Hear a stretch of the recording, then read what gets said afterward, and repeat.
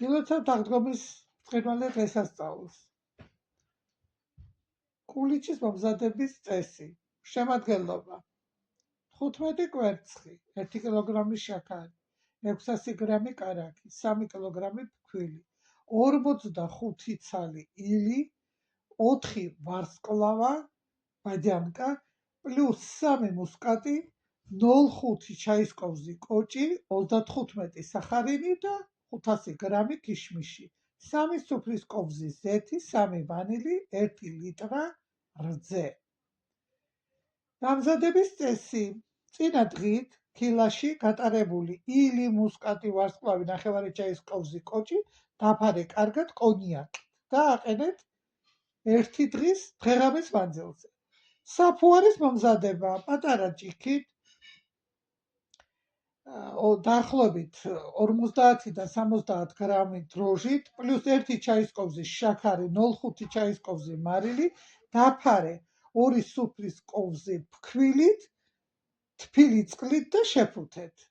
ცალკე გაატარე 2 ლიმონი. შეათფე ადუღებული რძე, ჩაყარე და ფქვილი სახარინი და გოგლემოლთან დარჩენილი შაქარი და გამღვარი კარაქი. ათქვიფეთ ცალკე ცილა, დაუმატეთ თანდათან 15 სუფრის კოვზი შაქარი. ცალკე ათქვიფეთ კვერცხის გული და თანდათან ჩაყარეთ შაქარი, გააკეთეთ გოგლი-მოგლი. ეს ყველაფერი ჩაყარეთ დიდ ქვაბში, მიუმატეთ წინასწარ გამზადებული კონიაკში შენელებული სანერბლები, პლუს რძე, რომელშიც არის დარჩენილი შაქარი, დაფქვილი სახარინი და გამღვარი კარაქი, დაყენებული დროჟი, პლუს გატარებული ლიმონი და ვანილი, შემდეგ ფქვილი.